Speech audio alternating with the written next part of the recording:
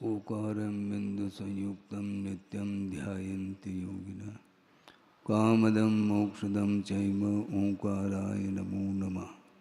अविरल शब्दगणौग प्रक्षालित सकलभूतलकलङ्का मणिविरपार्षदतीर्था सरस्वतीर्तनोद्धुरितम् अज्ञानतिमिरान्धानां ज्ञानाञ्जनशलाकया चक्षुरुन्मीलितं येन तस्मै श्रीगुरुवे नमः।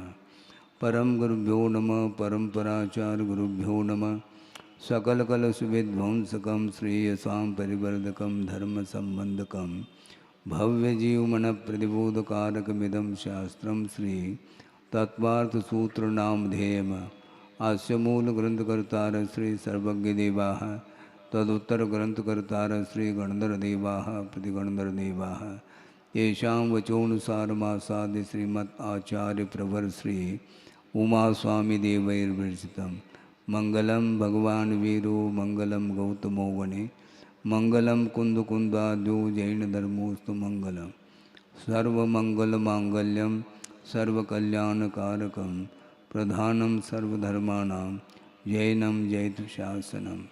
कोटिशतं द्वादशैव कोटो लक्षाणि शेतिस्त्रिकाणि चैव पञ्चाशदष्टौ च सहस्रसङ्ख्यमेतत्श्रुतं पंचपदं नमामि। अरहंत भासयत्तं गणहर देवे गन्त्ययं सम्मं प्रणमामि भक्तजुतो सुज्ञानमहो वहिं शिरसा इच्छामि बन्ते सुदभक्ति कंसो गोदस्सालोचे अंगुवंगपयनय पावड़य परियम सुत्त प्रमाण वोग पोगय चूलिया जैव सुत्तथय तुदम कायम सैनिचकल मंचे में पूजे में वंदामि नमम सामि दुख कहो गम को भोइलाओ सुगय गमनम समाय मरणम जनगुण संपत्ति होद मध्यम अथो अपराणिक स्वाध्याय वेलायाम श्रीमद आचार्य भक्ति कायु सर्गम करोगे।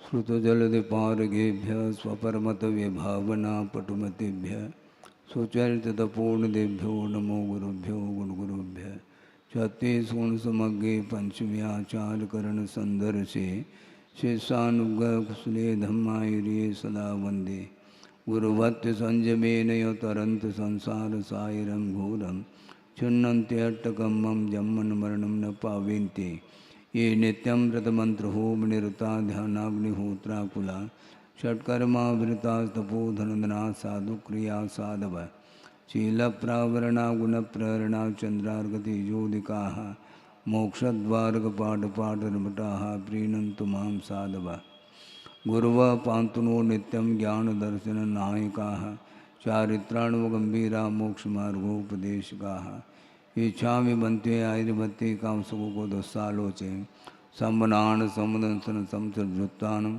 पंचव्याचाराणाम आयुर्यानम आयारादि स्मृणानुपदेशानं वज्झायानं तिरेन गुणपालुरयानं सौसानं सैनिचकलमंचे में पूजे में वंदामि नमं सामि दुख कहो कमको भोइलाओ सुगय गमनम समाय मरणम जनगुण संपत्ति होद मध्यम मोक्ष मार्गस्य नेतारं भेतारं कर्म भूव्रता ज्ञातारं विश्वतत्त्वानां वंदे तद्गुणलब्धे। यह सप्तम अध्याय है जिसमें शुभाश्रव का वर्णन किया जा रहा है। कल छठे अध्याय में सामान्य रूप से आश्रव तत्व का व्याख्या है। उसमें एकांत से मात्र पुण्य का ही अर्जन नहीं होता किंतु पूर्वबद्ध पाप कर्मों की निर्जरा भी होती है। इसको भी ध्यान में रख लेना चाहिए। अब प्रथम सूत्र है हिंसा नृतस्तेया ब्रह्म परिग्रहेभ्यो विरतिर्व्रतम।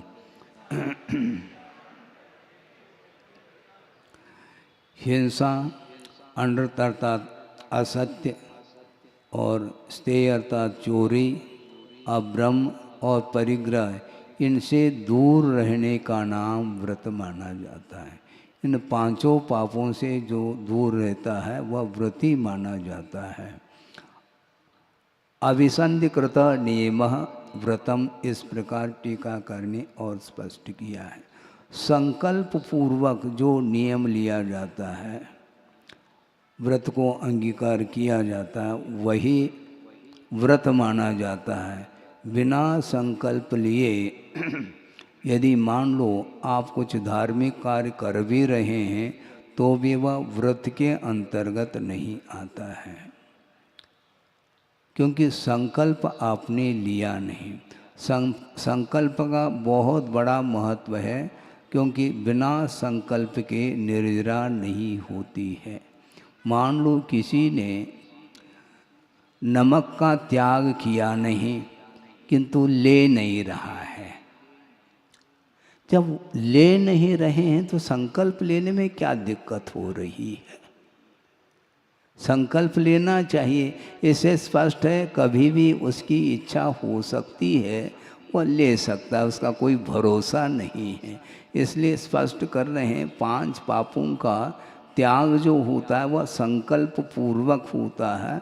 बिना संकल्प लिए यदि मान लो कोई आप कार्य कर रहे हैं तो तत्संबंधी निर्जरा अधिक संभव नहीं, ऐसा कहने का तात्पर्य है। यह करने योग्य है, यह नहीं करने योग्य, ये जो ऐसा जो संकल्प लिया जाता है वह व्रत के अंतर्गत आ जाता है। तो इस प्रकार हिंसा, झूठ, चोरी, अभ्रम और परिग्रह, इन 5 पापों से संकल्प पूर्वक दूर रहना यह व्रत माना जाता है। किंतु वह 5 पापों के त्याग के रूप में जो व्रत है वह पात्र के अपेक्षा से 2 भागों में विभाजित हो जाता है। देश सर्वतोन महति, यानी एक देश 5 पापों का त्याग करना, यानी हिंसा आदि जो 5 पाप हैं इनको स्थूल रूप से वह त्याग करता है, जिसका नाम देश व्रत अथवा अनुव्रत माना जाता है। और पूर्ण रूप से जो त्याग करता है 5 पापों का, उसका नाम महाव्रत की संज्ञा है। तस्थैर्यार्थम भावना पंच पंच, तत् का अर्थ तेषाम व्रतानाम स्थिरीकरणार्थम, उन लिए हुए व्रतों को स्थिरता के साथ पालन करने के लिए प्रत्येक व्रत की ये 5 भावनाएं हैं। भावना का अर्थ केवल भावना ही नहीं भाना है, उसके अनुरूप आचरण भी किया जाता है। और संकल्प बिना लिए केवल हम भावना भा रहे हैं मान लो, तो काय की भावना होगी वो। तस्थैर्यार्थम, उन व्रतों की स्थिरता के लिए ये भावना भाई जाती है। जिन्होंने व्रत को अंगीकार किया है तो ऐसी स्थिति में प्रमाद आदि के कारण उन व्रतों में दोष आदि लग सकते हैं। इसलिए उनकी स्थिरता के लिए प्रत्येक व्रत की 5 भावनाओं का उल्लेख यहाँ पर किया जा रहा है। सर्वप्रथम अहिंसा व्रत की जो 5 भावनाएं हैं उसका वर्णन कर रहे हैं। वांग मनोगुप्तिर्या दान निक्षेपण समित्यालोकित पान भोजनानि 5।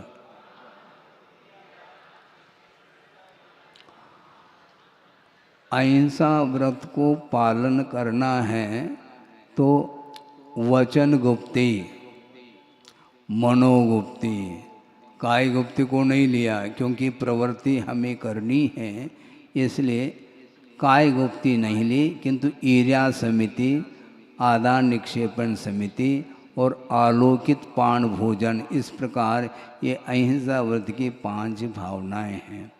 वांग मुक्त गुप्ति का अर्थ ये आगे 9वें अध्याय में और स्पष्ट किया कि गुप्ति का अर्थ निग्रह नहीं लेना। निग्रह यदि लेंगे तो 14 गुणस्थान में जिस प्रकार अयोगी हो जाते हैं ऐसे पहले ही हो जाएंगे अपन, ऐसा नहीं। गुप्ति का अर्थ स्वच्छंद प्रवृत्ति को रोकने का नाम गुप्ति कहा है।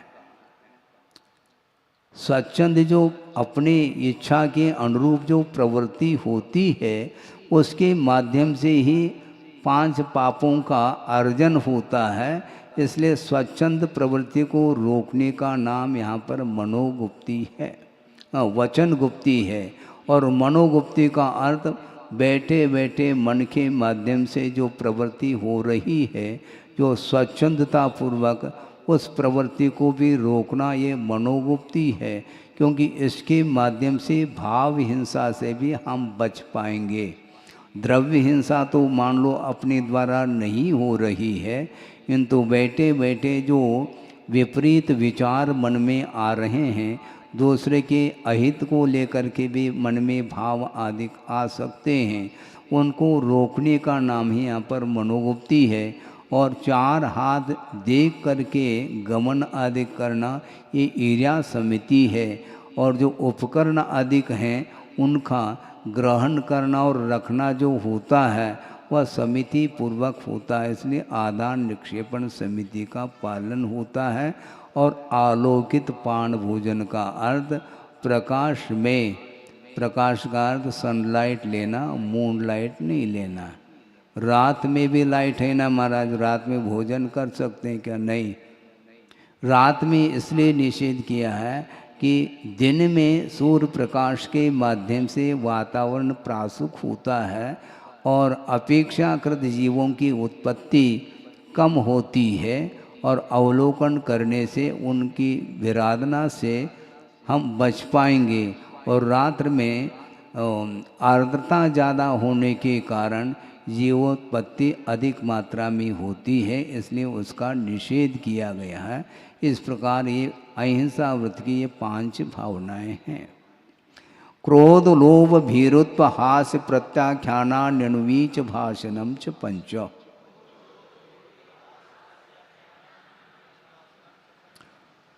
प्रत्याख्यान का अर्थ त्याग होता है। क्रोध का प्रत्याख्यान, लोभ का प्रत्याख्यान, भीरुत्व का प्रत्याख्यान, हास्य का प्रत्याख्यान और अणुवीच भाषण, इन्हें आगम के अनुरूप बोलना। निर्वध्य अनुभाषणम अणुवीच भाषणम ऐसा कहा।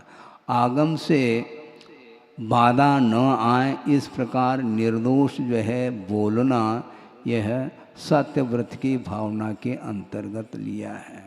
इसलिए बोलते समय बहुत सावधानी की आवश्यकता है। मनोरंजन आदि के रूप में बोलना, यह इसके माध्यम से सत्यव्रत का पालन नहीं होता। आवेश में आकर के बोलेंगे तो भी आगम का उल्लंघन हो सकता है, होता है। लोभ के वशभूत होकर के बोलेंगे तब भी सत्य का उद्घाटन नहीं हो सकता, और डर करके बोलेंगे तो भी नहीं होगा। डरो क्यों? जब सत्यव्रत का पालन किया जा रहा है, जिसके पास सत्य है तो भय की क्या आवश्यकता है? डरो क्यों? पाप से डरो, किसी व्यक्ति विशेष से डरने की आवश्यकता क्या है? कोई आवश्यकता है ही नहीं। उसके द्वारा कुछ भी हो सकता, हमें इससे प्रयोजन नहीं, किंतु हमें निर्भीकता के साथ और निरीहता के साथ सत्य का प्रयोग करना है। इसलिए क्रोध लोभ भीरुत्व और हास्य इनका प्रत्याख्यान हो और आगम के अनुरूप ही बोलना है।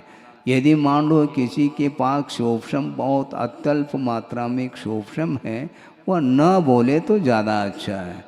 महाराज कोई भी पूछते हैं तो नहीं बोलेंगे तो वो क्या कहेंगे? वो क्या कहेंगे? सत्य कहेंगे और क्या? हमारे पास ज्ञान नहीं, इतना ही तो कह सकते हैं ना। तो ज्ञान नहीं है तो बिना आगम के आधार से हम नहीं बोलना चाहते हैं। जिसके पास ज्ञान है उसके पास हम भेज देंगे, इसमें क्या दिक्कत है? ऐसा होना चाहिए। शून्यागार विमोचता वास परोपरोदाकरण भैक्ष शुद्धि सधर्मा विसंवादा पंचो।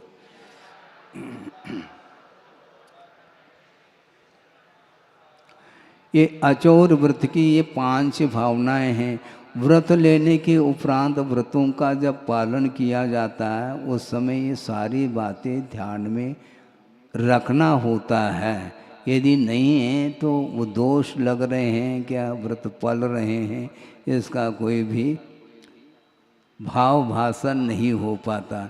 शून्यागार का अर्थ है गिरी है, गुफा है, तरु के कोटर है, इनमें निवास करना ये शून्यागार माना जाता है। और वर्तमान में इस प्रकार इन स्थानों में जा कर के साधना करने की क्षमता नहीं होने के कारण आवास जो बने हुए हैं, जो दान के रूप में जिन्होंने आवास दान प्रश्रय दान किया है, वहाँ पर जा कर के रहने में कोई बाधा नहीं, क्योंकि उसके साथ किसी का कोई स्वामित्व नहीं है। इस अपेक्षा से परकीयेषु विमोचितेषु आवास, दूसरे ने उस स्थान को छोड़ दिया है तो वहाँ पर जा कर के भी रह सकते हैं, उसका कोई स्वामित्व नहीं है, रहने में कोई बाधा नहीं। किंतु इसके साथ परोपरोदाकरण, दूसरा कोई रह रहा है उसको रहने से रोकना नहीं चाहिए। मान लो आप जहाँ पर रहते हैं प्रतिदिन, वहाँ पर आकर के दूसरा कोई बैठ रहा है तो उस समय जो व्रती होगा उसको इस प्रकार नहीं कह सकता कि मैं प्रतिदिन यहाँ पर बैठता हूँ, तुम क्यों बैठ गए, ऐसा नहीं। हाँ आइए, आप बैठिए, मुझे कहीं भी और अन्यत्र स्थान मिल सकता है, बैठ जाएंगे। उसमें अवरोध उत्पन्न नहीं होना चाहिए। दूसरे को अपने स्थान में बैठने से यदि रोकते हैं तो अचौर्य व्रत में दोष आता है। हाँ? आप आइए, क्योंकि उसके प्रति हमारा कोई स्वामित्व नहीं है। आप आइए, आप दूसरी जगह बैठ सकते हैं, इसमें क्या। नहीं मैं यहीं पर बैठूंगा तो ठीक है, अचौर्य का पालन करना हो तो करो, नहीं है तो ओम शांति। भैक्ष शुद्धि का अर्थ ये है आचार शास्त्र के अनुरूप भिक्षा वृत्ति रखना, यानी मूलाचार आदि ग्रंथों में श्रवण के लिए अथवा वृत्तियों के लिए आहार आदि ग्रहण करने की जो विधि बताई है उसके अनुरूप ही वह अपनी वृत्ति को रखता है, तो वह अचौर्य व्रत का पालन कर रहा है। आगम के अनुरूप यदि वह भिक्षा वृत्ति नहीं रखता है तो निश्चित रूप से अचौर्य व्रत में दोष लगेगा, ये क्लियर है। इसलिए श्रमण लोग कभी भी संकेत नहीं करते हमारे लिए ये आवश्यक है, ये बना दो हमारे लिए, हम अस्वस्थ हो गए हैं इसलिए हमारे लिए ये व्यवस्था आप दे दो। नहीं, वह वैयावृत्ति के रूप में वह करता है, वह उसका कर्तव्य है। हम किसी भी प्रकार से मन वचन काय से उसके प्रति कोई संकेत आदि नहीं दे सकते, नहीं देना चाहिए।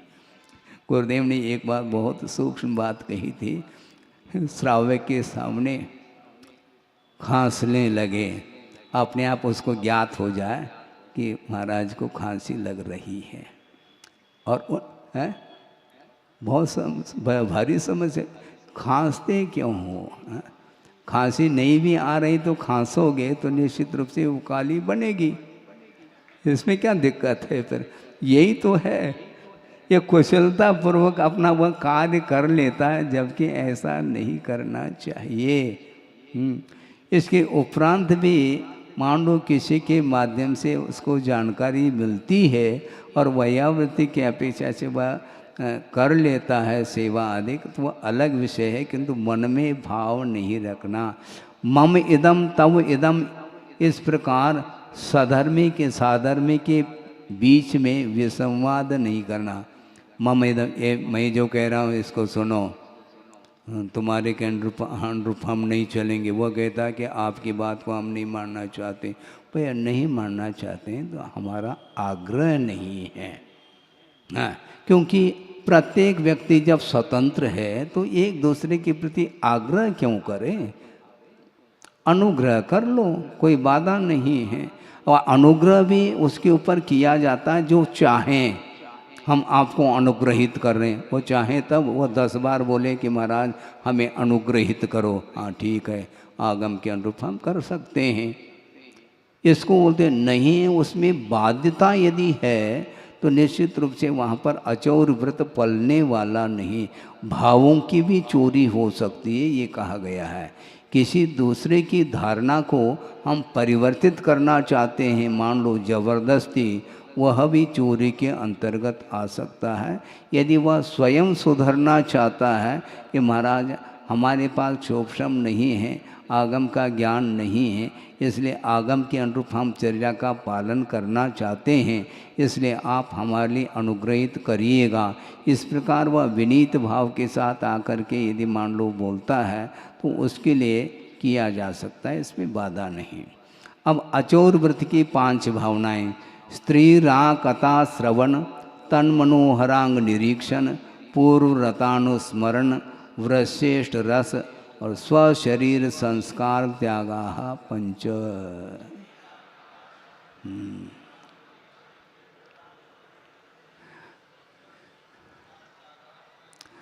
अब देखो ये सूत्र जो आया है वह केवल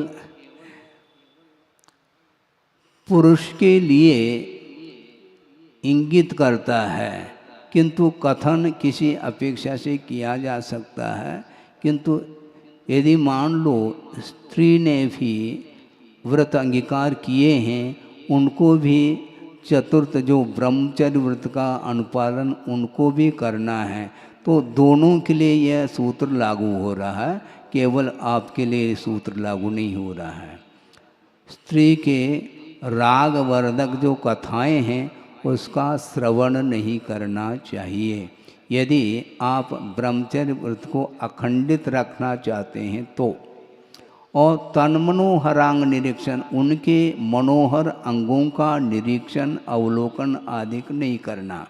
ये त्याग शब्द प्रत्येक साथ जोड़ देना, यानी स्त्री राग कथा श्रवण का त्याग, उनके मनोहर अंगों पंगों के निरीक्षण का त्याग, और इसके साथ पूर्व रतानुस्मरण। अभी तो छोड़ दिया है, किंतु पहले जिनके साथ संबंध रखते थे उसका अनुस्मरण का भी त्याग करो, ऐसा कह रहे हैं।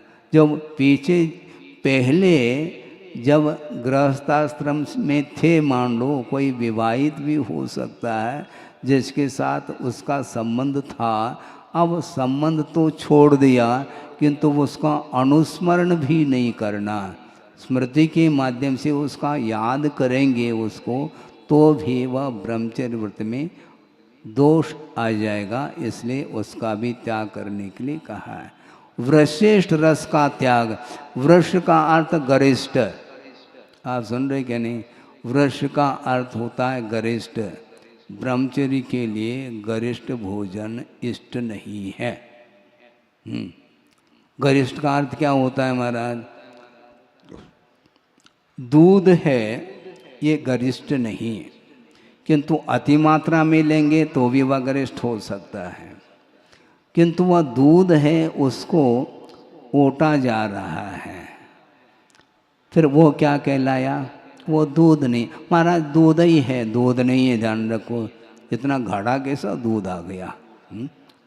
है? हाँ, महाराज कह रहे हैं कि दूध की चटनी वो रबड़ी है,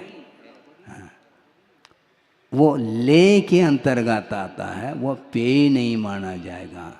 दूध का पान, दुग्ध पान, रबड़ी का पान नहीं होता, रबड़ी को तो चाटा जाता है, इसलिए वह गरिष्ठ के अंतर्गत आता है। रबड़ी है, मावा है, आदि आदि और भी इससे बने हुए जो पदार्थ हैं, पकवान आदि, वो सारे के सारे गरिष्ठ के अंतर्गत आते हैं।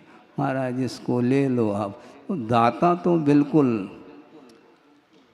हाँ, वो उसकी भावना है, अलौल्य गुण है, किंतु पात्र को भी सोचना चाहिए। पात्र के पास भी विवेक गुण आना चाहिए कि किन वस्तुओं के सेवन करने से अपने व्रत निर्दोष पल सकते हैं। तो इस प्रकार वृक्ष अर्थात गरिष्ठ का त्याग और इष्ट का त्याग। इष्ट का त्याग क्या? जिसके बिना भोजन उतरे नहीं है। सोचो विचार को, जिसके बिना भोजन भा नहीं रहा है, गरिष्ठ भी है तो वह नहीं भाता, क्योंकि वह इष्ट नहीं। और इष्ट कोई भी वस्तु हो सकती है, उसके बिना वह भोजन नहीं भा रहा है, उसका त्याग करने के लिए कहा है। अन्यथा इष्ट का अर्थ क्या है हमें बता दो।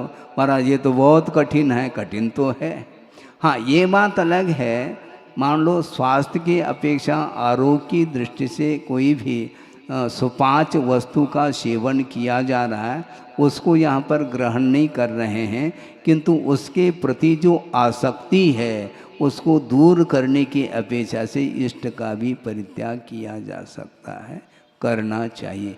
मान लो हरी मिर्ची भी हो सकती है, नींबू भी हो सकता, कुछ भी हो सकता है, इसमें क्या दिक्कत है।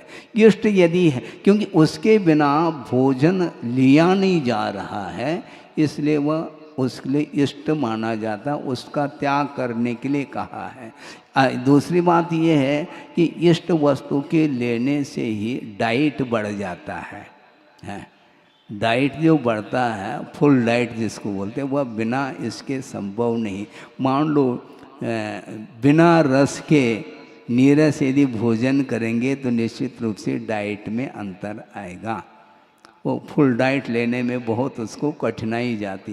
लेकिन कहा तो है इसमें इस प्रकार ये, और अंतिम ये है स्व शरीर संस्कार, अपने शरीर को अब संस्कारित नहीं करेंगे। अनेक प्रकार के सुगंधित पदार्थों के माध्यम से शरीर को संस्कारित करना, ये ब्रह्मचर्य व्रत में दोष आता है। इस प्रकार ये 5 भावनाएं मानी जाती हैं। मनोज्ञा मनोज्ञेन्द्रिय विषय राग द्वेष वर्जनानि 5। इसमें तो सब आ गया।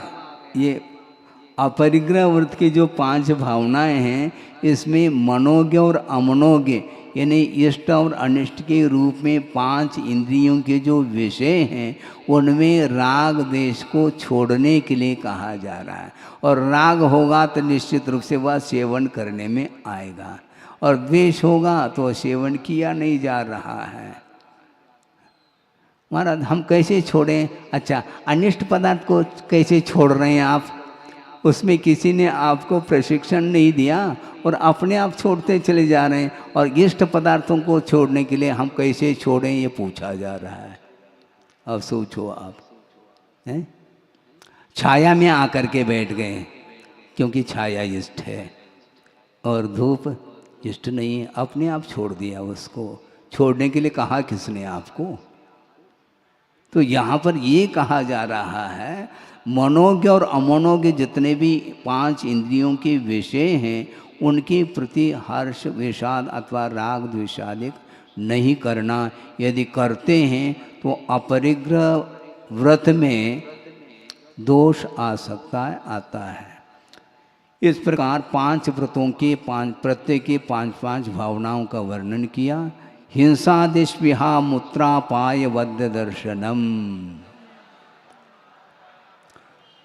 और ये जो 9वां सूत्र आया है, ये जो 5 पापों के विषय में क्या भावना रखना, जिसके माध्यम से 5 व्रतों का निर्दोष पालन हो सके, इसको भी भावना के रूप में रखा है। यानी हिंसा, झूठ, चोरी, कुशील और परिग्रह, इसके आधार से हानि क्या है ये बताया गया है। यह और अमूत्र, इस लोक और अमूत्र अर्थात परलोक में अपाय देखने में आता है। क्योंकि अपाय का अर्थ इन्होंने ये दिया टीकाकार ने, अभ्युदय अर्थात स्वर्गीय सुख और निःश्रेयस अर्थात मोक्ष सुख, इनको प्राप्त करने में कारणभूत जो क्रियाएं हैं, उन क्रियाओं का विनाश करने वाला जो प्रयोग अर्थात प्रवृत्ति है, उसका नाम अपाय कहा। यानी वह उपाय नहीं, वह अपाय है। और अवध्य अर्थात वह निंदा का पात्र बनता है। 5 पापों में रत रहने वाला जो व्यक्ति है, वह इस लोक में भी और परलोक में भी वह निंदा का पात्र बनता है, वह स्तुति का पात्र नहीं बनता। इस प्रकार विचारना चाहिए। दुख में वा, अथवा ये 5 पाप दुख रूप ही हैं। श्रद्धा तो कम से कम करो। जब दुख रूप हैं तो उन 5 पापों का हम आश्रय क्यों लें? क्योंकि दुख के लिए कारण होने के कारण उन 5 पापों को ही दुख रूप कहा। क्योंकि 5 पाप के माध्यम से ही पाप कर्म का बंध होता है। असाता आदि जो पाप प्रकृतियां बनती हैं इन 5 पापों के माध्यम से बनती हैं और उसके माध्यम से उसके उदय में दुख उठाना पड़ता है। इसलिए ये 5 पाप किमात्मक हैं, ये दुख रूप हैं, ऐसा विचारना चाहिए। जगत मैत्री प्रमोद कारुण्य माध्यस्थ्यानि च सत्वगुणादिक क्लिश्यमाना विनेयेषु।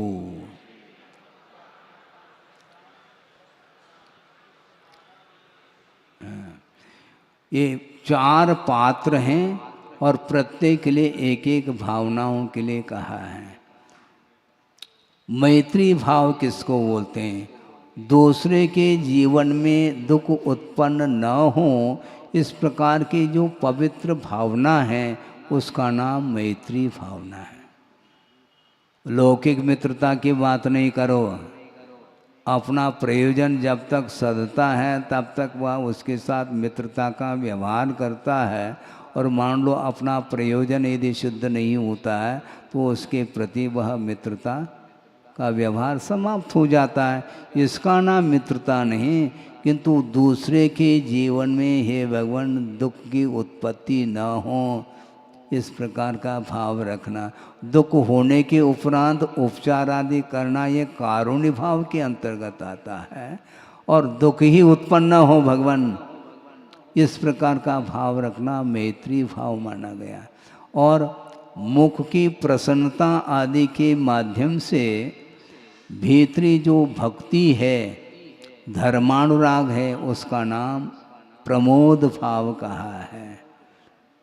मुख है उसकी प्रसन्नता के माध्यम से भावाभिव्यक्ति करो, जो गुणादिक हैं उनके प्रति करने के लिए कहा गया है। और जो दीनहीन हैं उनके प्रति अनुग्रह का उपकार का भाव रखना ये कारुण्य भाव माना जाता है। और माध्यस्थ भाव किसको बोलते हैं?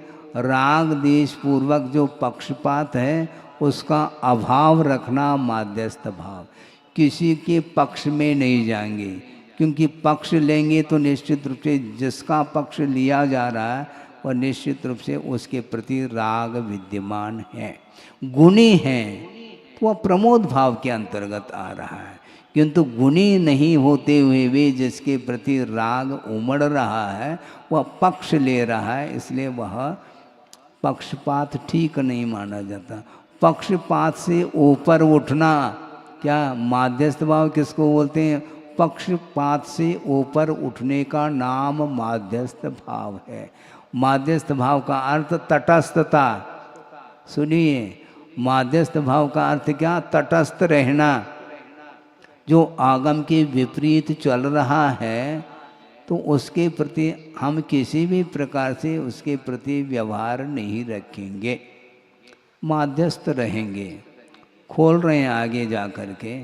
और पाप कर्म के उदय के कारण नाना पर्यायों में जो जीवन मरण कर रहा है उसका नाम सत्व अर्थात प्राणी मात्र है। इनके प्रति किस प्रकार व्यवहार करना ये बताया जा रहा है। सम्यक ज्ञान आदि की अपेक्षा से जो अधिकता रखता है उसके प्रति वह गुणाधिक माना जाता है, इसलिए उसके प्रति प्रमोद भाव रखना। और असाता वेदनी के उदय के कारण जो संक्लेश भाव का अनुभव कर रहा है उसके प्रति जो है करुणा करना, अनुग्रह आदि करना। और अविनय किसको बोलते हैं? विपरीत वृत्ति वाला कौन है? वो तत्वार्थ श्रवण ग्रहणाभ्याम, तत्वार्थ श्रवण ग्रहणाभ्याम असंपादित गुणा अविनीया। तत्व को सुन भी नहीं रहा है, ग्रहण भी नहीं कर रहा, तत्वार्थ को सुनने की और ग्रहण करने का गुण जिसके अंदर नहीं आ रहा है उसके प्रति माध्यस्थ भाव रखा जाता है। वो सुनना ही नहीं चाहता, ग्रहण करना तो बहुत दूर की बात है। हम क्यों ज़बरदस्ती सुनाए उसको?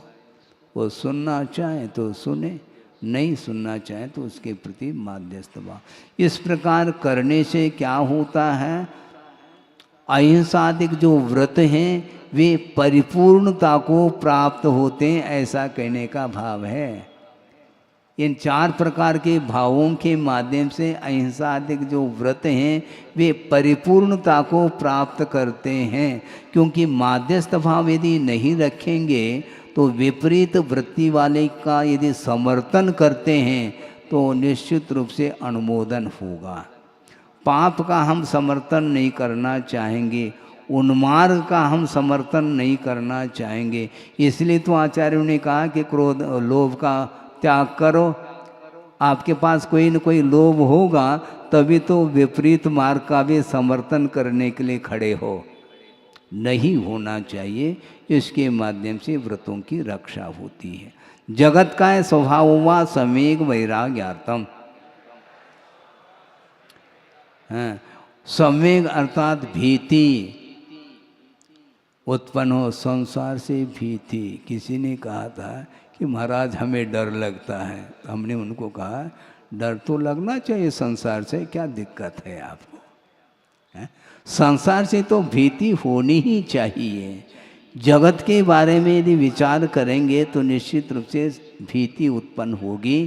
क्योंकि चतुर्गति रूप जो संसार है उसके विषय में यदि आप आगम के अनुरूप चिंतन मनन आदि करेंगे तो निश्चित रूप से भीति होगी। क्योंकि जो नरक में जा कर के दुख का अनुभव कर रहा है वही भी तो एक नरक गति है। उसके बारे में सोचो तो सही। क्योंकि पाप का जो परिणाम देखने में आ रहा है उसके बारे में विचार करने से हमेशा संसार से भीति उत्पन्न होगी। और शरीर का चिंतन करो, शरीर के स्वभाव के बारे में, जगत के स्वभाव के बारे में और शरीर के स्वभाव के बारे में। अपने आप ही विसंवाद आदि समाप्त होंगे। सामने वाला विपरीत चल रहा है वो भी तो संसारी तो है, उसके बारे में हम चिंतन करना है। भैया उसका स्वभाव ठीक नहीं, उसका स्वभाव ठीक नहीं का अर्थ क्या? संसार का स्वभाव ठीक नहीं। क्योंकि संसार में वही तो आ रहा है। 4 गति में परिभ्रमण करने वाले जो जीव हैं वे अपने अपने अनुरूप वो चल रहे हैं। इसलिए उनसे बचने का पुरुषार्थ करो। और शरीर के स्वभाव के बारे में चिंतन करेंगे तो वैराग्य उत्पन्न होता है। प्रमत्त योगात प्राण व्यपरोपणम हिंसा। हिंसा का स्वरूप क्या? प्राणों की विराधना का नाम हिंसा है। किंतु वह प्राणों की विराधना यदि प्रमाद के कारण होती है तब तो वह हिंसा मानी जाएगी। यदि प्रमाद के बिना यदि हिंसा होती है तो हिंसा के अंतर्गत नहीं आ सकता। यत्नाचार पूर्वक जो प्रवृत्ति कर रहा है इसके बावजूद भी मानो उसके प्रवृत्ति के कारण किसी एकाध जीव की हिंसा होती भी है तब भी तत्संबंधी उसको दोष नहीं लग सकता। क्योंकि वह यत्नाचार पूर्वक प्रवृत्ति कर रहा है। और अयत्नाचार पूर्वक प्रवृत्ति करता है उस अवस्था में यदि मान लो प्राणों की विराधना नहीं भी हुई हो तब भी वह हिंसा का दोष उसको लगता है, ऐसा कहा। इसलिए प्रमाद छोड़ करके प्रवृत्ति करिएगा। असदभिधान मनृतम, यहाँ पर भी प्रमत्त शब्द की अनुवृत्ति आ रही है। यानी प्रमत्त योगात असत अभिधानम अनृतम। असत का अर्थ क्या है? अप्रशस्त वचन का बोलना। सत अर्थात प्रशस्त वचन माने जाएंगे और असत वचन का अर्थ अप्रशस्त वचनों का प्रयोग जो होगा वह झूठ के अंतर्गत आता है, उसी को असत्य बोलते हैं। नहीं बोलना चाहिए। प्रमाद के कारण इस प्रकार बोलने में आ सकता है तो नहीं बोलना चाहिए। इसलिए बोलते समय अलर्ट रहना चाहिए। मैं जो बोल रहा हूँ इसका परिणाम क्या निकलेगा इसके बारे में ध्यान देते हुए वह प्रवृत्ति करता है। जिस प्रकार आप लोग मोबाइल पर बोलते हैं तो निबंध थोड़ी पढ़ते हैं, है, निबंध नहीं पढ़ते, बहुत बिल बिल आ सकता है, उसमें क्या बात होगी। बहुत नपे तोले शब्दों में आप बात करते हैं। उसी प्रकार जो व्रती होता है, श्रवण आदि होते हैं, वह बोलते समय हमेशा सावधानी के साथ आगम के अनुरूप बोलते हैं। अदत्ता दानम स्तेयम, स्तेय का अर्थ चोरी, बिना दी हुई वस्तु का ग्रहण करना। अदत्त आदानम ये अर्थ निकलता है। अदत्त अर्थात बिना दी हुई वस्तु को ग्रहण करने का नाम चोरी है। लेकिन ये ध्यान रखें, जहाँ पर लेन देन का व्यवहार बनता है वहीं पर चोरी का प्रसंग आता है। ऐसा नहीं कि हम प्रति समय योग के माध्यम से कर्मों का ग्रहण भी हो रहा है, नो कर्म का भी ग्रहण हो रहा है, वर्गनाएँ आ रही हैं, तो ऐसी स्थिति में वहाँ पर चोरी हो रही, ऐसा नहीं। लेन देन का वहाँ पर व्यवहार देखने में नहीं आ रहा है। जहाँ पर लेन देन का व्यवहार होता है वहाँ पर जो है बिना दी हुई वस्तु को यदि ग्रहण करने का भाव भी रखता है तो भी चोरी। लिया नहीं, उठाने का भाव हो रहा है तो चोरी है वो। क्योंकि कल ही तो पढ़ करके आए हैं, जीवाधिकरण के 108 भेद किए हैं। आपने ग्रहण तो नहीं किया बिना दी हुई वस्तु को, किंतु ग्रहण करने का भाव आ रहा है। भाव आ गया तो चोरी है। मन से तो हो ही गई चोरी। मैथुन म ब्रह्म, हाँ, यहाँ पर भी अब्रह्म का अर्थ ही वासना है। इसके विषय में ज़्यादा कथन करने की आवश्यकता नहीं। मूर्छा परिग्रह, आसक्ति का नाम परिग्रह। आसक्ति यदि है तो वह परिग्रह है। पर पदार्थ से प्रभावित होने का नाम परिग्रह है। हाँ, जैसा वस्तु है वैसा जानो ना, प्रभावित क्यों हो रहे हैं आप। प्रभावित होने का नाम ही वहाँ पर मोह आ रहा है। जैसा वस्तु, ये क्या है, ये पेन है, ठीक, बस हो गया काम। ये पेन बहुत अच्छा हो गया ना, उससे प्रभावित हो गए अपन।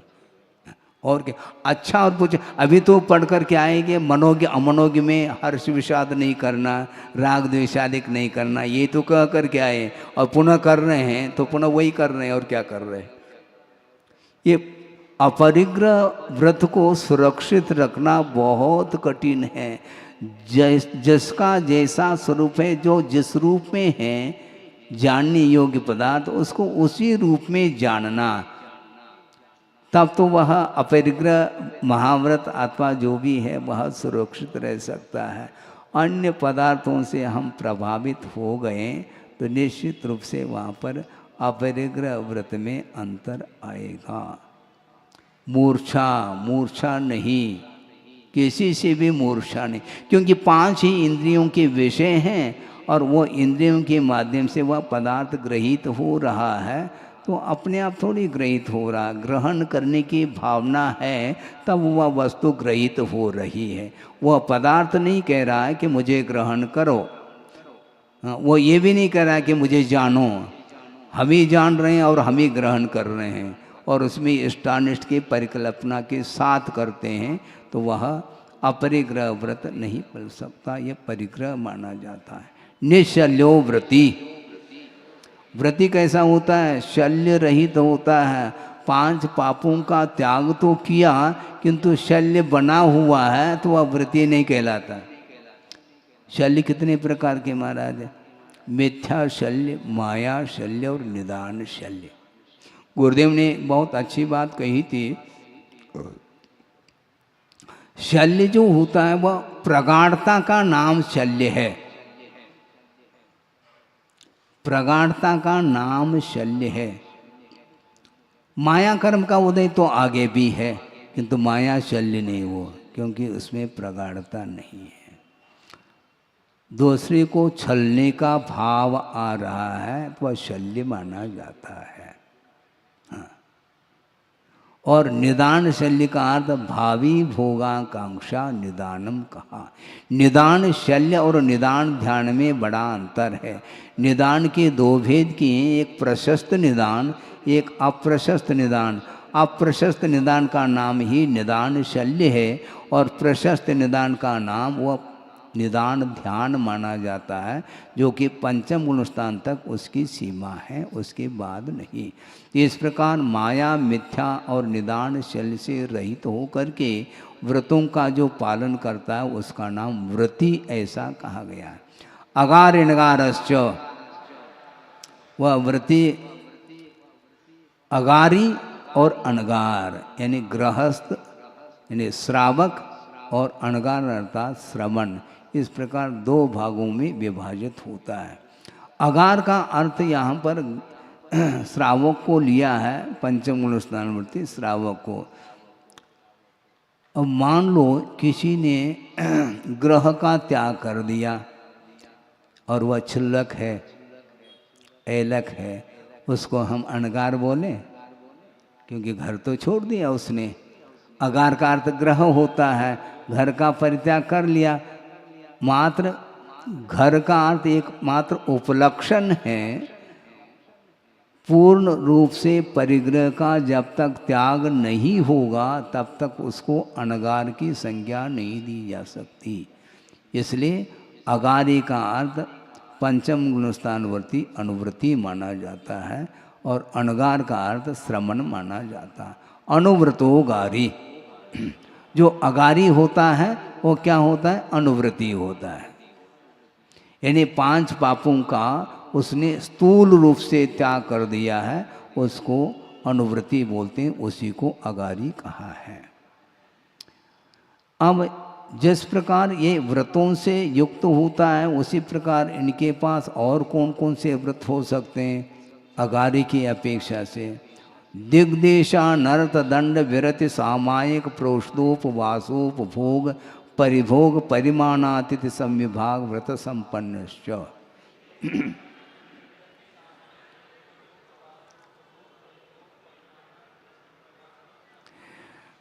दिग्वृत्ति दिशाओं की सीमा, चारों दिशाओं में उसने मर्यादा कर ली।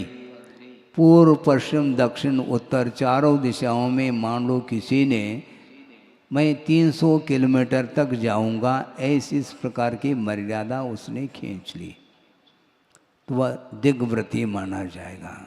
वो मर्यादा के बाहर वह नहीं जा सकता व्यापार आदि की दृष्टि से।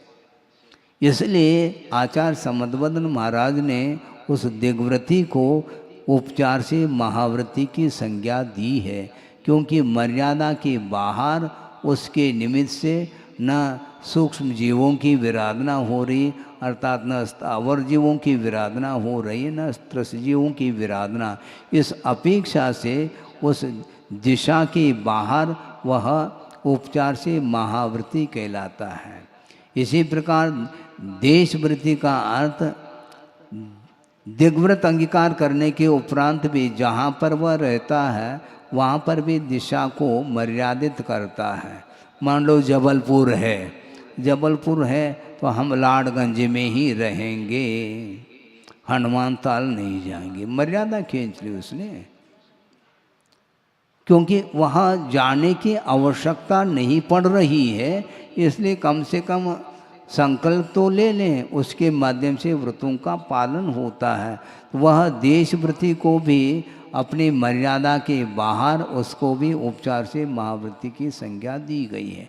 अनर्थ दंड व्रती अर्थात निष्प्रयोजन जो क्रियाएं की जाती हैं उसके माध्यम से अनर्थ घटित होता है, उसके माध्यम से कोई भी प्रयोजन सिद्ध नहीं होता।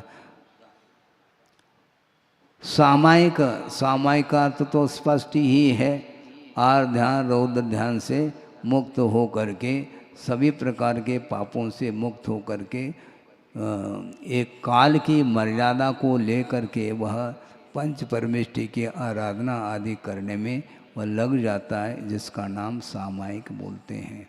समता सर्वभूतिषु ऐसा कहा गया है। प्रोषदोपवास का अर्थ टीकाकार ने स्पष्ट किया है। प्रोषद का अर्थ पर्व होता है। प्रोषद का क्या अर्थ होता है? पर्व। और पर्व के दिनों में उपवास करने का नाम प्रोषदोपवास। ये पूजपा स्वामी ने प्रोषदोपवास की ये परिभाषा बनाई है। और आचार्य समंतभद्र महाराज ने ये कहा कि सकृत भुक्ति का अर्थ प्रोषद, एक बार भोजन करने का नाम प्रोषद है। और वह उपवास के साथ यदि एक भुक्ति करता है, अर्थात अष्टमी के दिन उपवास और सप्तमी और नवमी के दिन एकासन करता है, उसका नाम प्रोषदोपवास ऐसा कहा है। अब इसके बाद भोगोपभोग परिमाण, जो अपने पंचेंद्रिय के विषय हैं, जो एक बार भोगने में आ जाता है उसका नाम भोग है, और जो बार बार उपभोग करने में आ जाता है उसका नाम परिभोग कहा। इसमें भी परिमाण कर लेता है, इसका नाम भोगोपभोग परिमाण कहलाता है।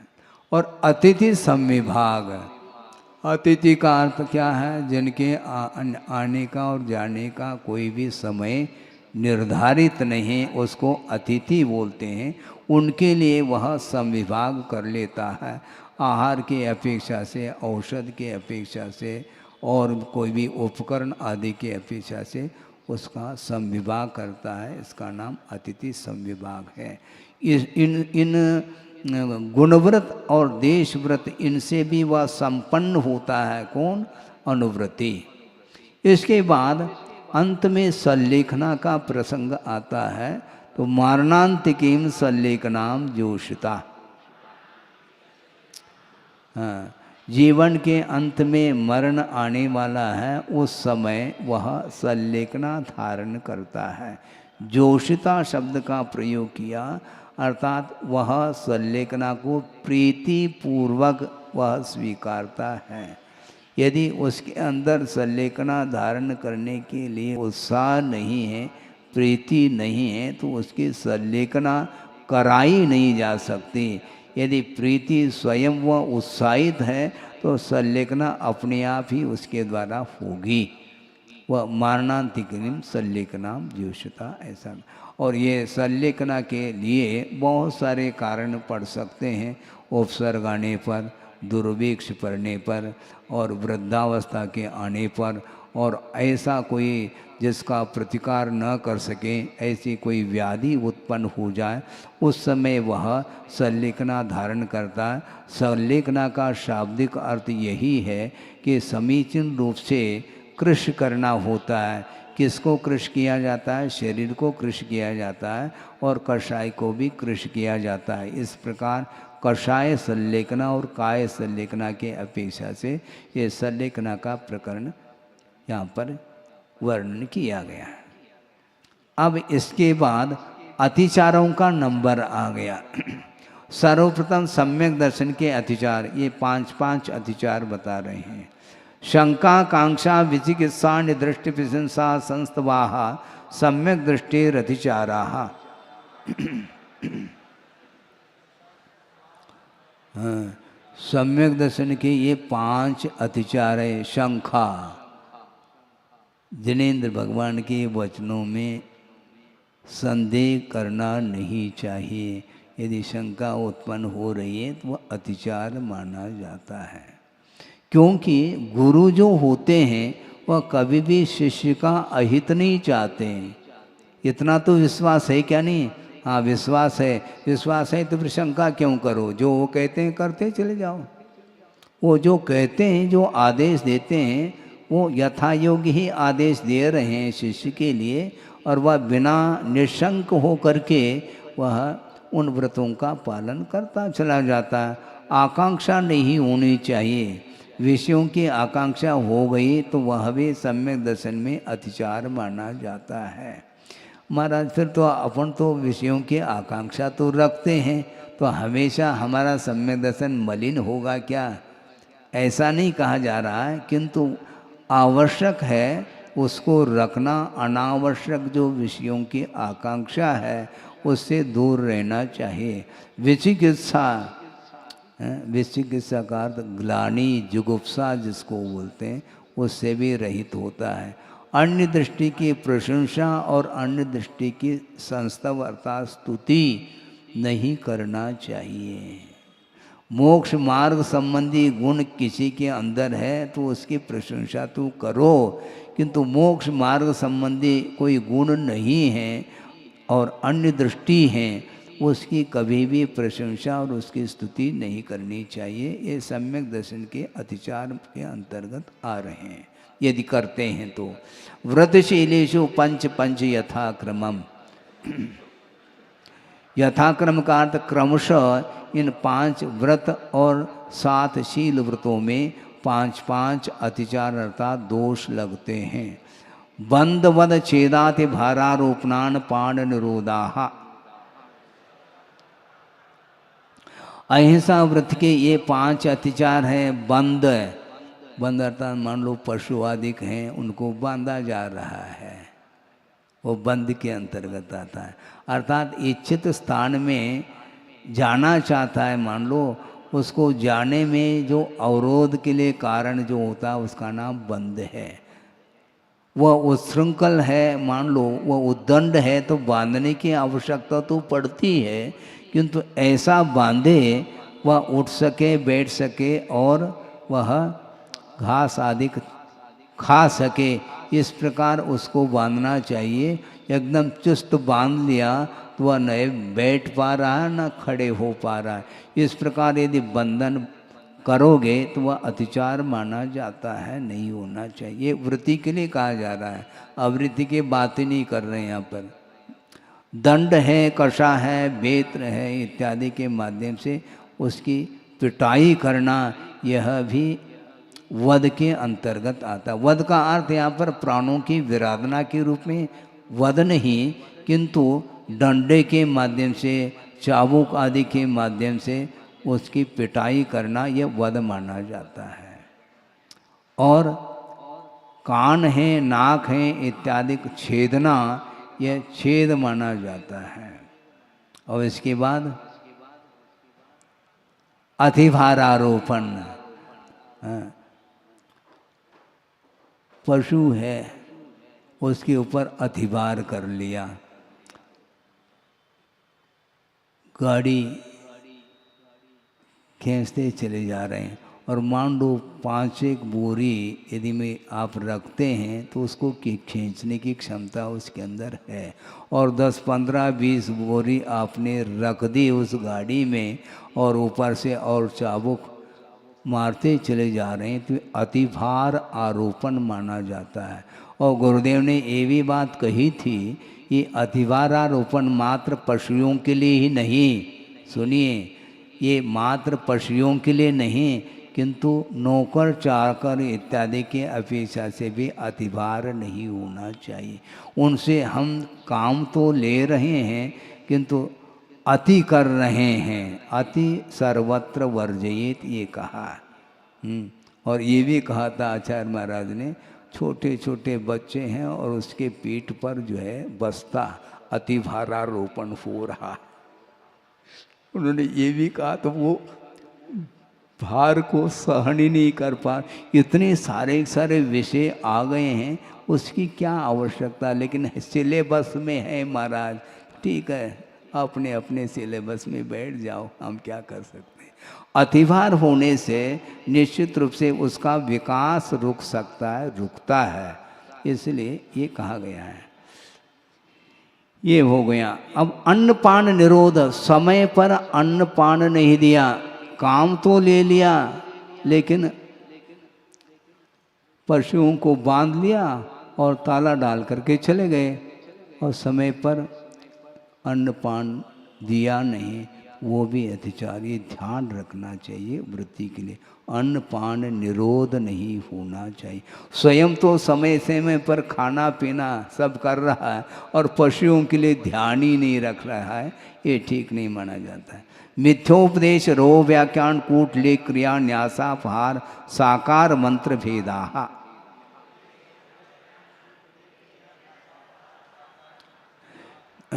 विपरीत उपदेश देने का नाम मिथ्योपदेश है, उन्मार्ग का उपदेश नहीं देना चाहिए। रोहो व्याख्यान यानी रहस्य का उद्घाटन नहीं करना चाहिए। स्त्री अथवा पुरुष इन दोनों में जो कुछ भी एकांत में क्रियाएं हुई हैं उसको प्रकाश में लाना ये ठीक नहीं माना जाता। कूटलेख क्रिया, कूटलेख क्रिया का अर्थ अभिप्राय के माध्यम से विपरीत अभिप्राय को ग्रहण करके उसको लेख आदि में उसको प्रकाशित करना, ये कूटलेख क्रिया मानी जाती है। न्यासापहार, मान लो विश्वस्त है आप, इसलिए एक व्यक्ति आया, मैं बाहर जा रहा हूँ और ये 1,00,000 रुपए हैं और आपके पास रखना चाहता हूँ, जब मैं आ जाऊँगा तब दे देना, इस प्रकार वह कह रहा है। मान लो 10 लाख रख दिया और वो चला गया। महीने 2 महीने बाद आ गया और वो बता रहा, पूछ रहा क्यों, आपके पास तो हमने 5 लाख रखा था ना, 5 लाख वो दे दो। हाँ बहुत अच्छा, ले लो। जबकि 10 लाख दिया था उसने, 5 लाख क्या कर दिया, डकार लिया उसने यानी खा लिया पी लिया और क्या। जबकि वह व्रती यदि है तो भैया आपने 10 लाख रखा था, इसलिए आप भूल गए, विस्मरण हुआ, इसलिए 10 लाख ले लो, ये कहना चाहिए। नहीं है तो वह अतिचार तो है ही है। साकार मंत्र भेद, साकार मंत्र भेद का क्या अर्थ लिया?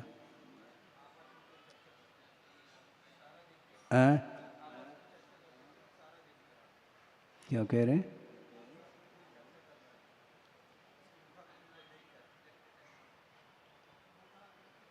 कौन सा सूत्र है ये? हाँ 26वां सूत्र है।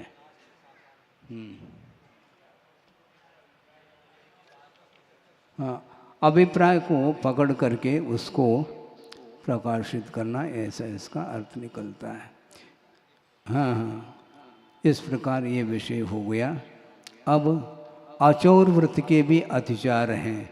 कौन से अतिचार? वो स्तेन प्रयोग तदारितादान विरुद्ध राजातिक्रम हीनादिक मानोन्मान प्रतिरूपक व्यवहारा।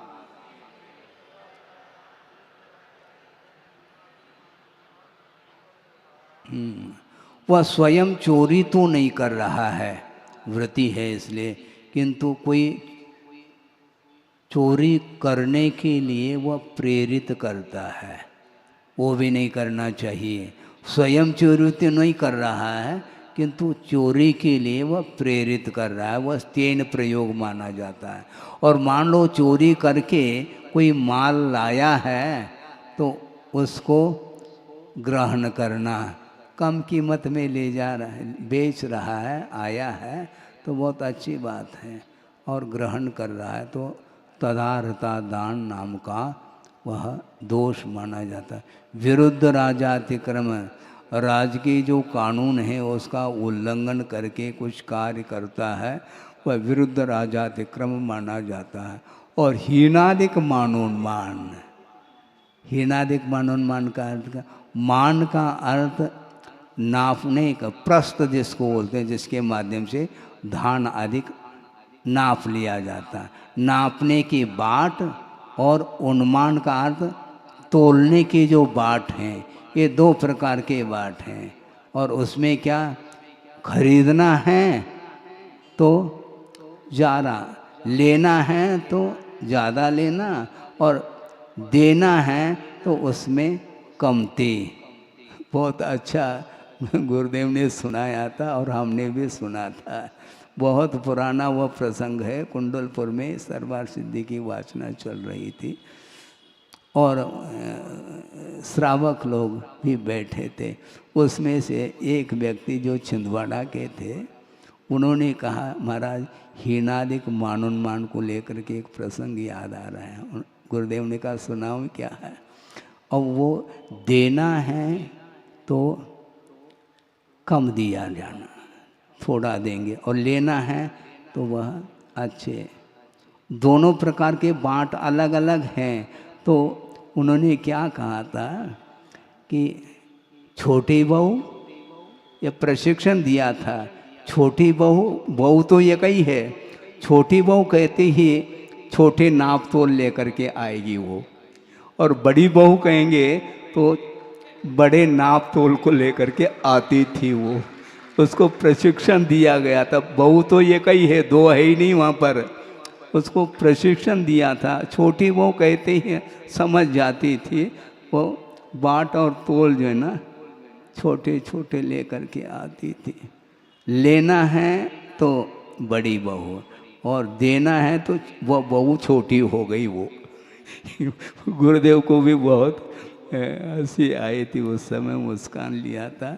इसको बोलते हैं हीनादिक मानो में। हीन और अधिक देना है तो हीन देना, अधिक लेना, इस प्रकार ये वृत्ति नहीं कर सकता। और प्रतिरूपक व्यवहार का अर्थ है ये मिलावट। मिलावट का नाम प्रतिरूपक व्यवहार। क्या है? घी में डालडा मिला दी, मिक्सचर, नकली चीज असली में नकली मिला दी या नकली में असली मिला दी, इस प्रकार मिक्सचर करके वह बेच रहा है। ये प्रतिरूपक व्यवहार माना जाता है। ये किसके ये अतिचार हैं? ये अचौर्य व्रत के अतिचार माने जाते हैं। ये सब होता है इसलिए लिखा गया है। पर विवाह करने त्वरिका परिगृहीता परिगृहीता गमनानंग क्रीड़ा काम तीव्राभिनिवेशा।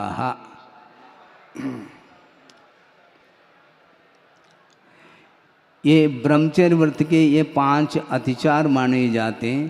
पर विवाह करण यानी दूसरे का विवाह नहीं करना।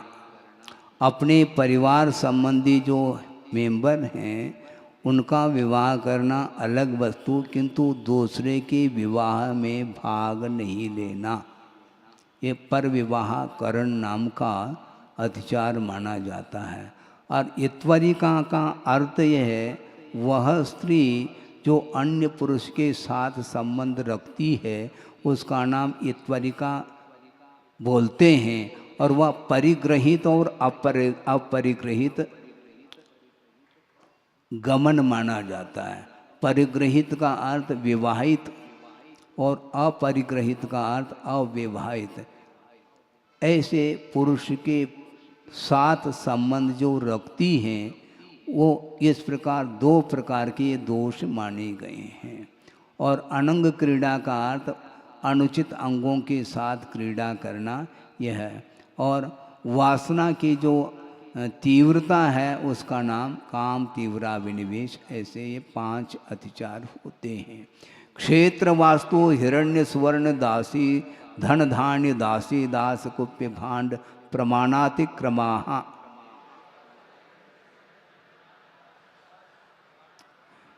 ये 10 प्रकार के बहिरंग परिग्रह हैं। क्षेत्र का अर्थ खेती, वास्तु का अर्थ घर होता है, हिरण्य का अर्थ रुपया पैसा होता है, सुवर्ण तो स्पष्ट ही है, धन गज धन है, गोधन है आदि आदि, इन पशुओं को धन की संज्ञा दी है। धान्य का अर्थ बीज होता है, गेहूँ आदि। और दासी दास का अर्थ नौकर चाकर। कुप्य का अर्थ और किराना जो सामान है उसको कुप्य के अंतर्गत लिया है। और एक भांड शब्द भी आता है, इसमें वह दिया नहीं गया है। जो प्राचीन जो पाठ हैं उसमें भांड शब्द मिलता है, उसके बिना ये 10 प्रकार के परिग्रह बनते नहीं। इस प्रकार इन 10 प्रकार के परिग्रहों का जो परिमाण किया गया है उसका अतिक्रम कर लेता है, उल्लंघन करता है तो वह दोष माना जाता है। ये ध्यान, क्यों? लोभ के कारण अतिक्रमण का भाव जागृत होता है। प्रॉपर्टी और क्या, और मान लो 10 एकड़ रखा है, जमीन के भाव बढ़ गए, अब क्या करें? अतिक्रमण कर लो, बाद में हम फिर से प्रायश्चित ले लेंगे। और क्या? प्रॉपर्टी। प्रॉपर्टी का अर्थ क्या? टी अर्थात चाय होता है प्रॉपर्टी। हाँ, प्रॉपर्टी जमीन जायदाद को वह उल्लंघन कर रहा है, क्योंकि लोभ सताता है तो इसी प्रकार उल्लंघन के भाव भी आ जाते हैं। वास्तु अर्थात घर भी उसकी सीमा की है। इन सारे 10 प्रकार के परिग्रहों की सीमा करने के बाद भी उल्लंघन का भाव आ जाता है लोभ के उदीर्णा के कारण। ऊर्ध्वाधस तिर्यक व्यतिक्रम क्षेत्र वृद्धि स्मृत्यंतराधानानि। ये दिग्वृत्त के अतिचार हैं। ऊर्ध्व अतिक्रम, अतिक्रम प्रत्येक के साथ जोड़ देना। ऊर्ध्व अतिक्रम सीमा बांधने के उपरांत फ्लाइट से जा रहा है, अतिक्रम हो गया, पर्वत आदि के ऊपर चढ़ गया। अधा अतिक्रम नीचे कूप आदि में चला जाए। तिर्यक अतिक्रम अर्थात सुरंग मार्ग से जा रहा है, उसमें वे अतिक्रम हो गया। और क्षेत्र की वृद्धि, मान लो 300 किलोमीटर रखा था चारों दिशाओं में, बस लालच में अतिक्रम होने लगा। स्मृत्यंतराधान उसको बोलते हैं। उसको ख्याल ही नहीं हमने सीमा कहाँ तक बांधी है, भूल गया तो फिर अब वो भी दोष माना जाता है। इस प्रकार ये दिग्व्रत के 5 अतिचार हैं। आनयन प्रेष प्रयोग शब्द रूपाणपात पुद्गल क्षेपाहा।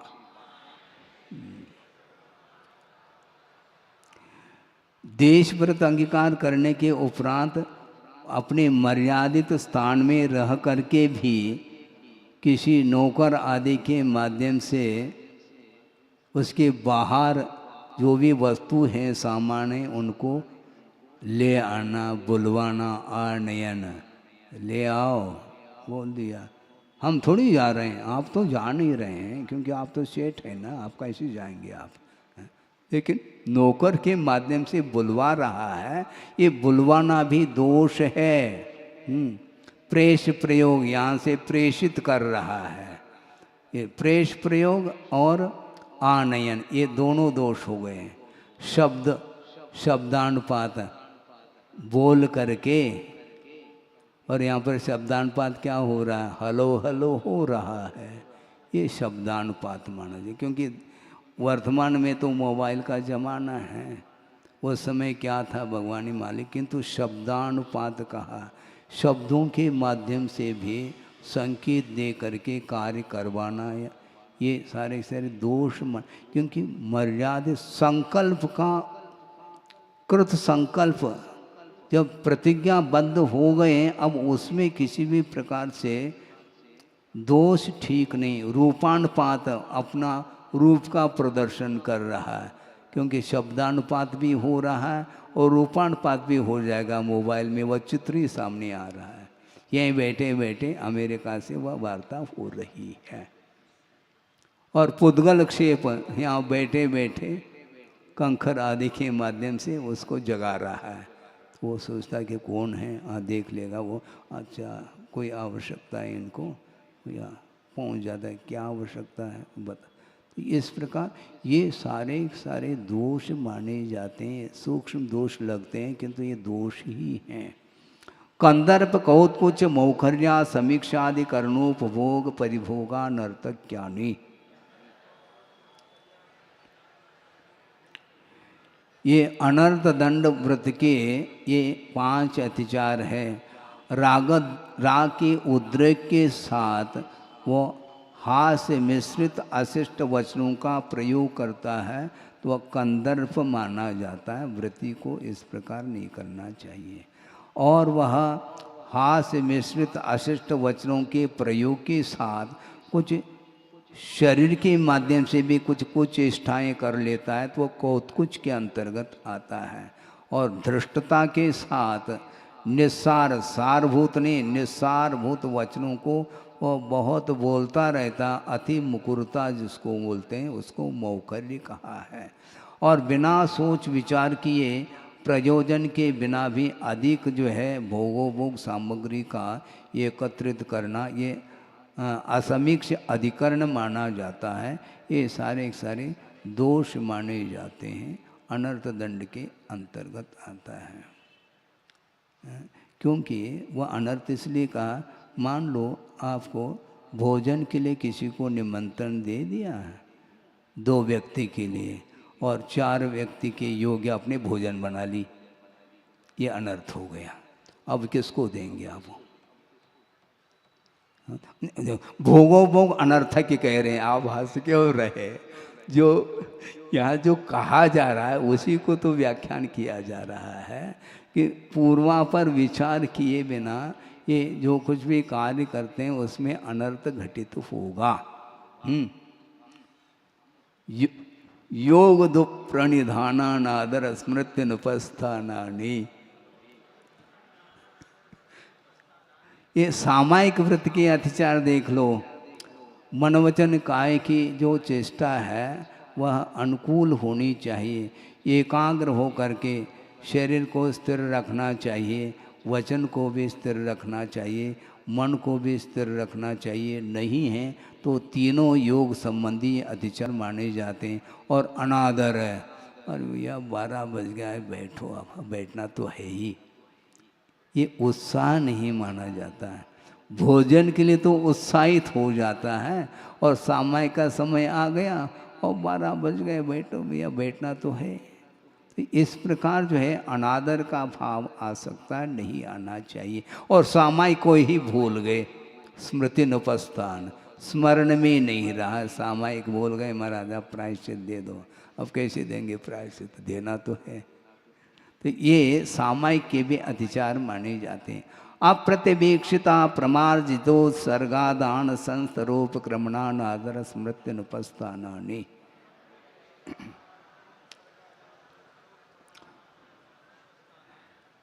प्रोषदोपवास व्रत के ये अतिचार हैं।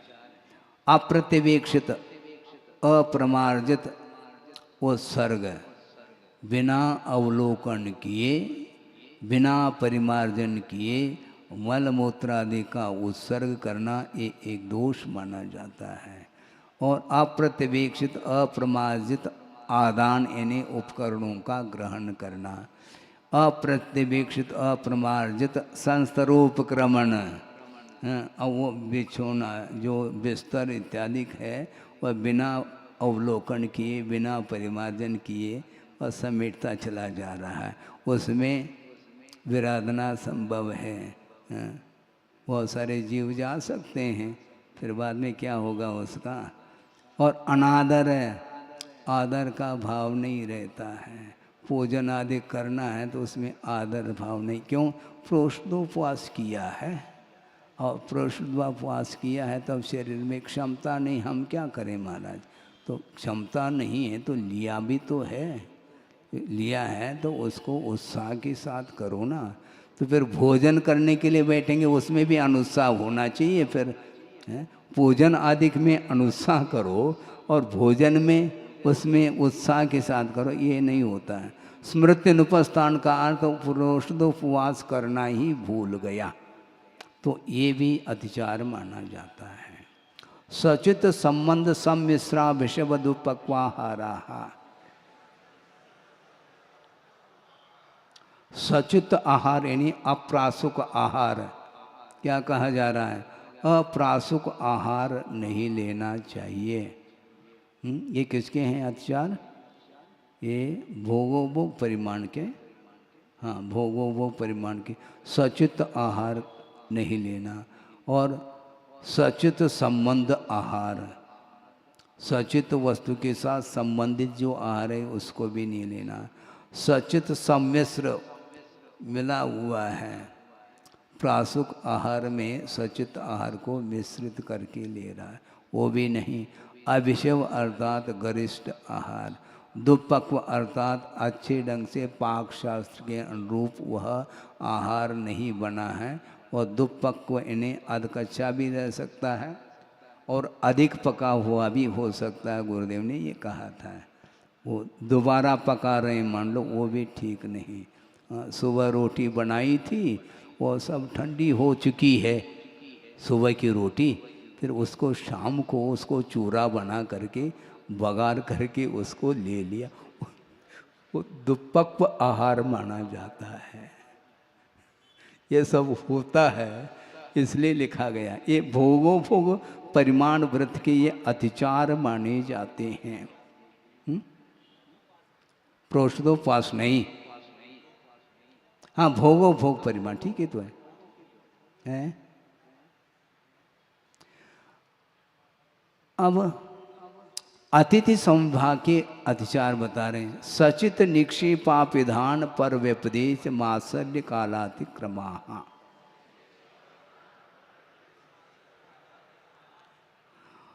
सचित पत्र के ऊपर आहार रख करके देना है, ये नहीं दे सकते। शायद संभव है उस समय ये चल रहा हो। हाँ केले के पत्र आदि के ऊपर रख करके, निक्षेप का अर्थ रखना होता है। सचित पत्र पर आहार को रख करके देना है।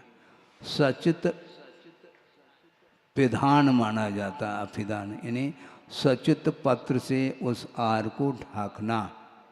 पर व्यपदेश, पर व्यपदेश का अर्थ क्या? महाराज ये आहार ले लो, उनकी तरफ से मैं दे रहा हूँ, दूसरे के द्वारा देने योग्य था, वो कहीं बाहर गए हैं, उन्होंने हमें कहा है, इसलिए उनकी तरफ से मैं आपको दे रहा हूँ, ये पर व्यपदेश माना जाता है। मात्सर्य, आपस में दाता दाता के बीच में ही मात्सर्य हो रहा है। देखो उनके यहाँ दोबारा आहार हो गया, हमारे यहाँ ये कई बार आहार हुआ है, अभी तक हुआ ही नहीं है।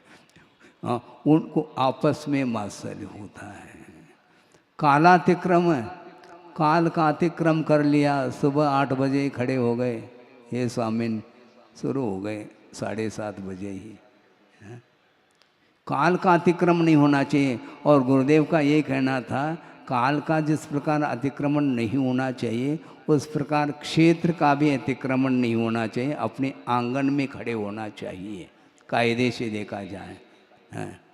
तो अपने आंगन को छोड़ करके सामने आ करके पड़गा करके ले जाता और 1 किलोमीटर ले जाता है। वो एक क्षेत्र का अतिक्रम माना जाता है, ध्यान रखो। आप तो ताली बजा रहे हो, हैं? ये ठीक नहीं माना जाता है। हाँ सब आ जाता है। ये किसके हैं? ये अतिथि संविभाग के ये अतिचार माने जाते हैं। जीवित मरणाशंसा मित्रानुराग सुकान बंध निदानानि, ये सल्लेखना व्रत के 5 अतिचार है। सल्लेखना अंगीकार करने के उपरांत मान लो पीड़ा ज़्यादा होने लगी तो वह पुनः जीने की इच्छा कर रहा है, और पीड़ा ज़्यादा होने लगी तो मरने की इच्छा करता है। इच्छा क्यों कर रहे हो? सल्लेखना धर्माय तनु विमोचनम कहा आपने। धर्म की रक्षा करने के लिए जब सल्लेखना व्रत को अंगीकार किया है तो पुनः जीने की इच्छा नहीं होनी चाहिए, न मरने की इच्छा। और मित्रानुराग, मित्र कोई आ ही नहीं रहा, उनके प्रति अनुराग होना। और सुकान बंद, अभी तो सबको छुड़ाया जा रहा है, और इसके पहले इस प्रकार में सुख का अनुभव करता था, वह सब कुछ घर याद आ रहा है, वह सब भोजन सामग्री, सुख की सामग्री वह याद आ जाए तो सुकान बंद माना जाता है। मित्रानुराग भी नहीं होना, और सुकान यानी अपने परिवार के लोग कोई आ ही नहीं रहे। ये मित्र का केवल मित्र ही नहीं लेना, उपलक्षण है, परिवार को याद कर रहा है, मित्रों को याद करने लगा, वो ठीक नहीं। सुकान बंद भी ठीक नहीं। और निदान का अर्थ, हे भगवान इस तपस्या का, इस सल्लेखना का फल, इस समाधि का फल मुझे स्वर्गादिक मिल जाए, वैभव आदिक मिल जाए, इस प्रकार की आकांक्षा करना ये अतिचार माना जाता है। अनुग्रहार्थम स्वस्यात् सर्गो दानम। दान किसको बोलते हैं? अनुग्रह के लिए, दो परोपकार के लिए स्वस्य अतिसर्ग, अपना अतिसर्ग करना, धन का, दूसरे का नहीं। क्योंकि जो दाता वही माना जाता है जिसके पास द्रव्य होता है, तो वह दाता माना जाता है। लेकिन इसका उल्लंघन हो रहा है, न द्रव्य लिया है उसने, न पड़गान किया है, हैं, न उच्चासन ग्रहण करो ऐसा, नवधा भक्ति नहीं की और द्रव्य भी नहीं, और केवल मन शुद्धि, वचन शुद्धि, काय शुद्धि। महाराज आहार ले लो, हम इतई के हैं। अच्छा भैया, हम कहते भैया हम ही बाहर के हैं और क्या। हाँ, आप तो बाहर के आने के बाद भी वो बोल रहा है महाराज हम यहीं के हैं, तो हम ही तो बाहर से आए हैं, और कौन आ रहा है बाहर से हमें बताओ। लेकिन ये होता है, नहीं होना चाहिए। अपना द्रव्य का अतिसर्ग होता है, उसका नाम दान कहा है। अनुग्रह का अर्थ स्वयं के ऊपर भी अनुग्रह होता है और पात्र के ऊपर भी अनुग्रह होता है। दाता के ऊपर अनुग्रह क्या हो रहा है, वह दान के माध्यम से पुण्य का संचय कर लेता है। यह दान का अनुग्रह स्वयं के ऊपर हो गया। और पात्र के ऊपर क्या अनुग्रह हो रहा है, उस दान के माध्यम से सम्यक ज्ञान आदि में वृद्धि होती है। यह उस दान का यह परिणाम निकलता है, इसको दान बोलते हैं। किंतु विधि के अनुरूप होना चाहिए। अंतिम सूत्र है, विधि द्रव्य दात्री पात्र विशेषा तद विशेषः। विधि पर प्रतिग्रह आदि करने का जो क्रम है वह विधि मानी जाती है। इसमें विशेषता आनी चाहिए, गुणों की अपेक्षा से विशेषता आती है। विधि विशेष, द्रव्य विशेष, दाता विशेष और पात्र विशेष। प्रतिग्रह आदि में आदर का भाव होना, अगर यदि नहीं होता है तो वह अनादर का भाव आता है, तो दान में भी अंतर आएगा। अच्छी क्वालिटी का पुण्य का संचय नहीं हो सकता है, ये अनादर आदि का। और द्रव्य विशेष क्या है, जिससे तप और स्वाध्याय आदि की वृद्धि हो, उसका नाम द्रव्य विशेष है। मान लो श्रवण वृद्ध है, एक भी दांत नहीं है और चना दे रहे हैं आप, अब वो क्या, ये द्रव्य विशेष नहीं माना जाएगा। द्रव्य विशेष होना चाहिए। पात्र कौन सा है ये विवेक को रखो। द्रव्य विशेष। और अनुसूया अथवा विषाद आदि का नहीं होना, ये दाता की विशेषता है। संतोष धारण करना चाहिए था, वो नहीं कर पा रहा है। और मोक्ष के कारणभूत जो गुणों से युक्त रहता है वह पात्र माना जाता है, उसी के लिए दान दिया जाता है। इस प्रकार विधि, द्रव्य, दात्री और पात्र की विशेषता के माध्यम से तद विशेष का अर्थ दान में विशेषता आती है। जिस प्रकार बीज का वपन किया जा रहा है, किंतु जमीन यदि उपजाऊ है तो निश्चित रूप से फसल अच्छे ढंग से आ सकती है। यदि उजड़ जमीन में यदि बीज का वपन करेंगे तो फसल नहीं आ पाती। उसी प्रकार ये विधि विशेषता को लेकर के दान देते हैं तो उसका फल भी उचित रूप से मिल सकता है। इस प्रकार यह सप्तम अध्याय में शुभाश्रव का वर्णन करने वाला यह 7वां अध्याय पूर्ण हो जाता है। बोधि समाधि परिणाम शुद्धि स्वात्मोपलब्धि शिव शोक सिद्धि चिंतामणिम चिंतित वस्तुदाने पावंदमानस्य ममास्तु देवी। परम पूजाचार्य गुरुवर श्री विद्यासागर जी मुनि महाराज की जय।